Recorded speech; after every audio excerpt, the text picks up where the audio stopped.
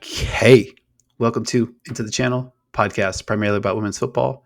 Before we hit the pitch, if you enjoy the show or love women's football as much as your boys do, come rock with us already. Subscribe, follow YouTube, Spotify, Apple Podcasts, or wherever you like to watch or listen. Comments, ratings, reviews, always appreciated. At ITC_pod on X, at Into the Channel pod on Threads. I am your host, Dino Cespedes, and as always, I am joined by my co-host, Mr. Grant Angle. What is up, man? Oh, buddy, I am feeling great because of the sheer amount of interesting things that we've got to see in this past week. But I do also realize it's mea culpa time for your boy. I think you might mean boys, plural. Let me just clear out here. I'm going to let you do your thing. All right, let me get this out of the way. Just straight up. To our pals and Mexico, lo siento. Let's get back to last week's episode. After USA beat Argentina 4-0, when you, Dino, a good man with good intentions, asked me, what was I thinking about USWNT's matchup against La Tri? I started my mini rant by saying, quote, I think Mexico's in trouble, end quote. But that wasn't enough. Not only did I go on to not really even preview the match upon second listen, I proceeded to go out of my way to point out that Mexico is ranked 5 places above Jamaica in the FIFA World Rankings, and then cite that Jamaica made the round of 16 in the 2023 World Cup, knowing that Mexico didn't qualify for last year's tournament, which even felt unnecessary at the time, but I thought it worked comedically, and it turns out it did work comedically, but for reasons I absolutely did not expect. So let me say, what a pendejo. What a fucking estupido I am. So good. If I can get away with this, let me just say, again, Mexico, lo siento, no estaba familiarizado con tu juego. So please, let me know what you saw in the match now that that's out of the way. Excellent work by you. Well, first off, I'm going to co-sign that apology if that's cool. If there's any room on the apology bandwagon, I'd love to hop on board. Because also on last week's pod, I wondered aloud if the U.S. would, and I quote, hang another half dozen on Mexico to make sure we grab that 1 seed. Mm-hmm. Sure. Ooh, buddy, what a difference a week makes. Where do we even get started with this one? Tons of thoughts, but let's start here. Mexico just fucking controlled the game. No two ways about it. U.S. reverted back to let's go forward at all costs, even to the point where Becky Sauerbrunn, the vet, one of the OGs, 218 caps to her name coming into this one. Instead of clearing a ball kicked her way, Becky decides to try and clear it back over her head because 75 yards away from goal, it's very important we restarted our attack immediately. Elizabeth Ovalle presses her, wins the ball, puts Mexico up 1-0. But before we dive into that, though, why did it feel like the entire team, the entire game plan, the entire philosophy of this match was reminiscent of like late 2000s U.S. women's national team football? Is this like a tactical issue, a strategic issue, personnel issue? What exactly do you think went wrong here? There are probably elements of all three, maybe some tactical stuff, some strategic stuff, some personnel stuff. I think it was discussed a lot on WOSO social media, if you will. But I don't think we can really underestimate or understate the absence of Naomi Girma on the back line. Her ability to play the angles, to steal or deflect passes, or just make life more difficult for opposing forwards, it felt like that was sorely missed. But even more than that, I think the lack of ability to play passes from the back line and play forward, I think that was pretty obviously missing. To kind of put some numbers to Girma's impact there, according to our pals over at FB Ref, they have these scouting report stat that Dino and I have cited before. The scouting report stats, they compare players of the same position in the top leagues across the last 365 days. Naomi Girma is in the 89th percentile of center backs with a pass completion percentage of 87.6%. Beyond that, she's in the 81st percentile in expected assists and in the 80th percentile of shot creating actions. So she is a center half that is giving you great defense, but also getting your attack started. If we're talking about strategy, if you're not going to have Girma in there, you might want to consider at least having Tierna Davidson or Jenna Neiswanger on the pitch. Neiswanger came in the 61st minute, but her passing probably would have been a little more useful throughout the match. Yeah. And thinking of that passing, I'm curious kind of where you landed on that. Well, it wasn't good, buddy. not not having Germa, who we've said before might be the U.S.'s best player, that definitely hurt. With regards to the passing point, though, it was fucking abysmal. Like, Horan was off, Crystal Dunn, Lavelle, Lynn Williams, not much better. Sauerbrunn, who we mentioned, had a giveaway in the middle of the park early on like the slowest of slow rollers. That could have also turned into a legit chance for Mexico. But I did want to have a quick Sophia Smith conversation. We kind of touched on it a little bit last week. I had to go back and rewatch it. I rewatched the first half just for the purposes of jotting down these stats because, 2024, stats like this still pretty hard to find. Sophia Smith, 49 first half minutes played. I counted roughly 20 or so touches, 1 shot, 0 shots on target, and this one stung. 11 passes attempted, only 5 of those were completed. A paltry 44% completion percentage, roughly half of what Naomi Girma does on the reg. Felt like too many times in this one, Smith had her mind absolutely made up, like well before she was able to like survey the field. And on more than one occasion, she just like literally ran directly at defenders to kind of like stifle her own opportunity. I think the U.S. really missed Mia Official, but to be honest, like the service and the passing in general was so poor. Not sure she would have made much of a difference either way. It really does feel, and I kind of hate to say this, but it feels like might be like a football IQ issue. Something Emma Hayes is, I think, going to have to really try to tackle really, really quickly before this summer's Olympics.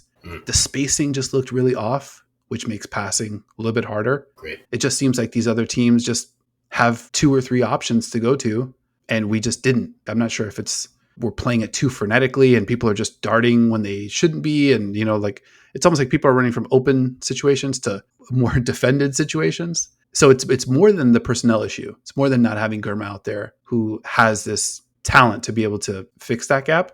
There just was no place to go with the ball. But enough about the U.S. Let's talk about the real juggernauts of Group A, Mexico.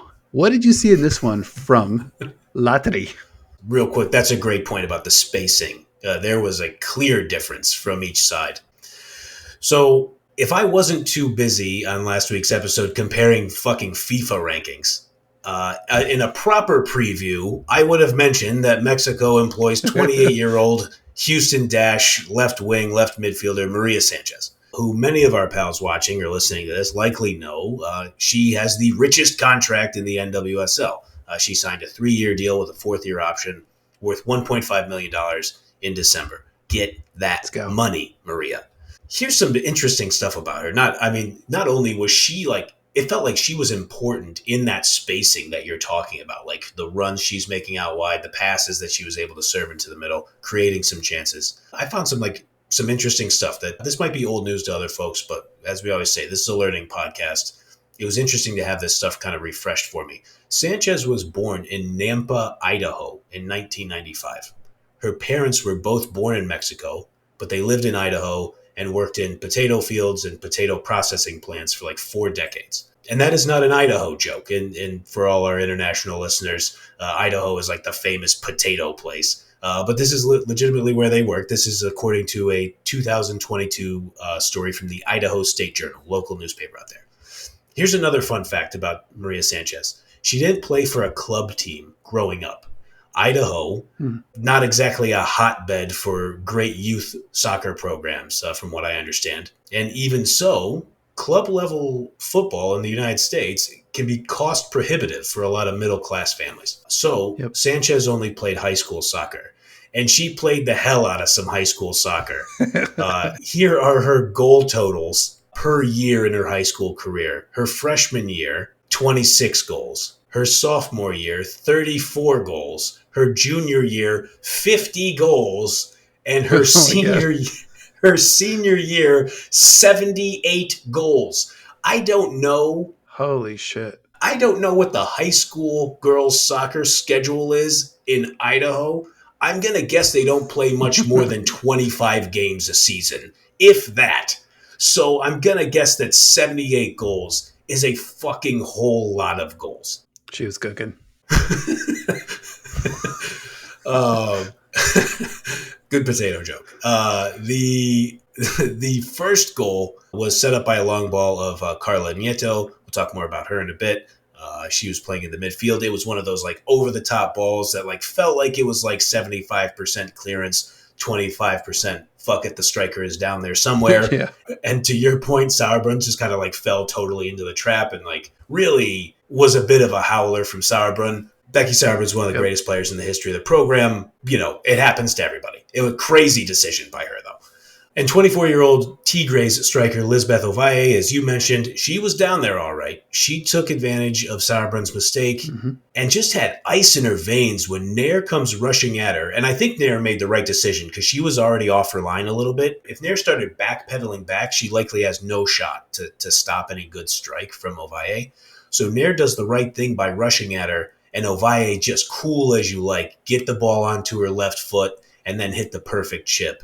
That was just a delightful piece of skill, but I thought the calmness and the presence of mind was really impressive. Yeah, incredible composure.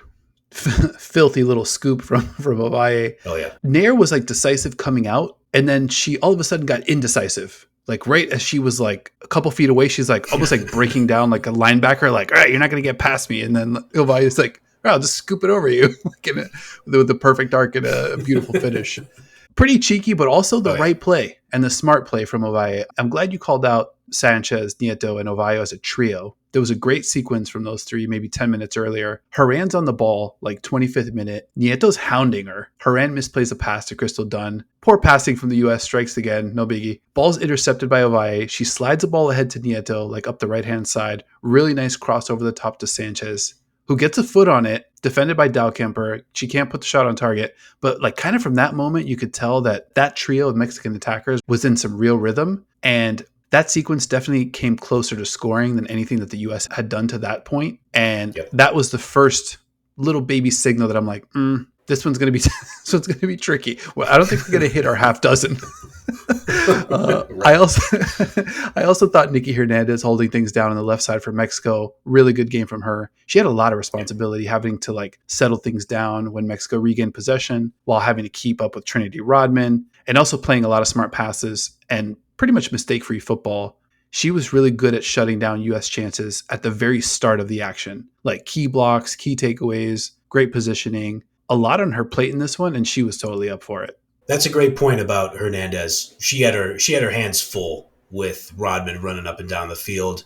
And going back to Nieto, who we mentioned earlier, I thought she was also able to kind of get back there with Hernandez, help clear some balls out of dangerous areas.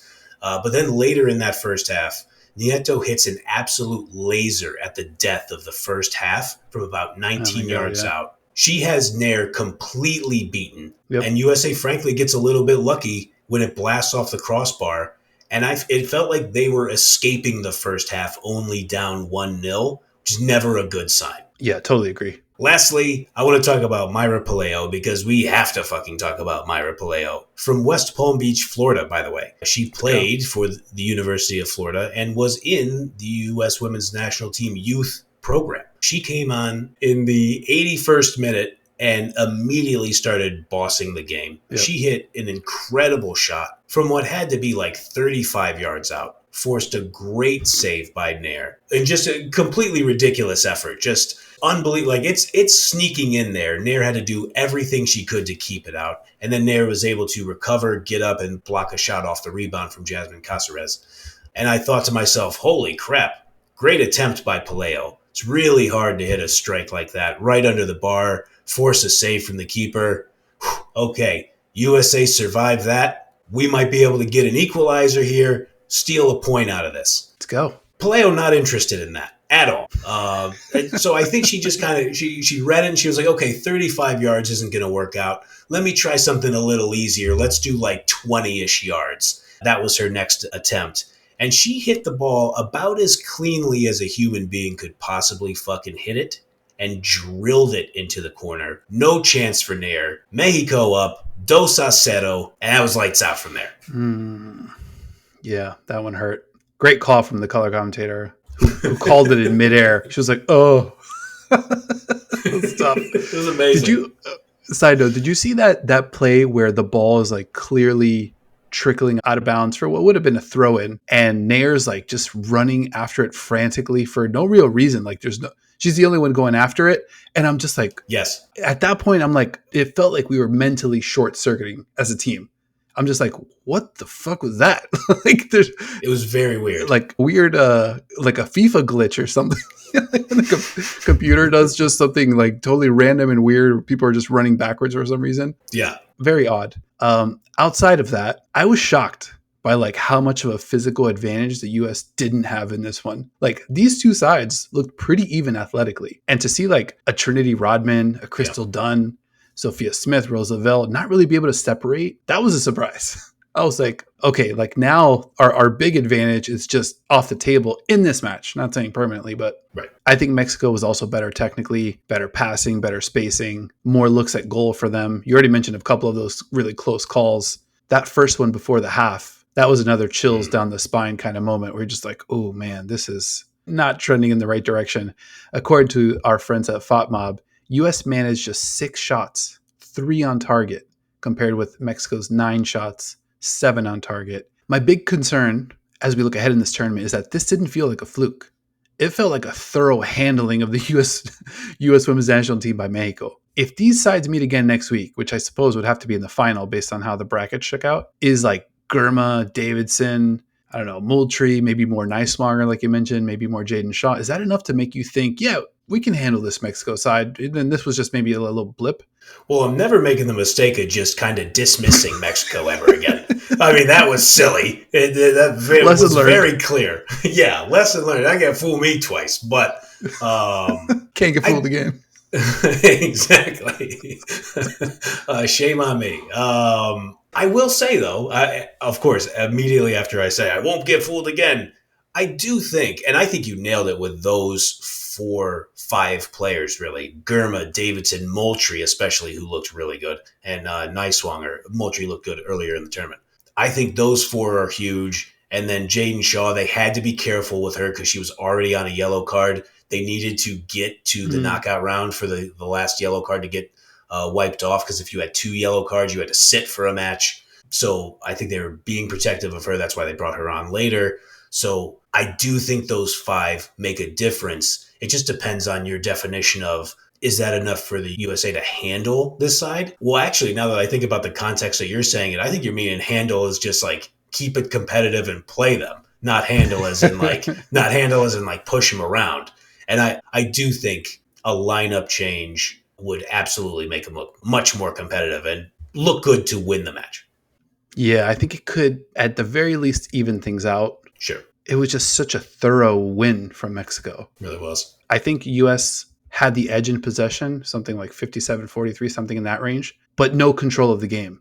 Never had control of the game. Mm-hmm. Like from the very jump, everything was frantic. Everything was as fast as we can. No build up, no link up. It was just, I don't know. Maybe it was just kind of like a confluence of, or maybe maybe they did what we did last week. We're just like, 35th in FIFA rankings. We'll just, no biggie. We got this. Something definitely to continue to monitor. I think so. I like that you use the word of like, could it have been a confluence of things? Because everything Haran hit felt like 20% overcooked. There were just a lot of things like, and you're not going to expect that from Haran a bunch of times in a row. I mean, you really nailed it with Sophia Smith's touches. Like when you're talking about in the first half, 11 passes, 5 completed. If they're going to play her on the wing or, maybe ask her to drop back and be a part of the buildup, you just have to make sure you're completing more passes than that. I mean, that's just, you're not really giving yourself a chance if you're only completing like 45% of your passes. Yeah, I mean, I mentioned this on Twitter while I was watching it live, and like we're just unable to string together 4 passes in a row. And at any point in the second half, that was just off the table. And I think at that point, when you need to really work something all the way in, basically the game plan hasn't worked for the first 60. The last half hour, you might as well try some new stuff, switch it up a little bit, and that just kind of wasn't available to them. We are going to scoot ahead. We're going to hit the USA-Colombia preview. That's happening in the quarterfinals. That one goes down Sunday. We're going to talk a little UEFA Nations League. We had the final. We had the 3rd place match between Netherlands and Germany. The Olympics. A lot of stuff happening internationally. So yeah, definitely stick around. If you like the video, go ahead and subscribe. We very much appreciate you hanging out with us. A lot more where that came from. Salud.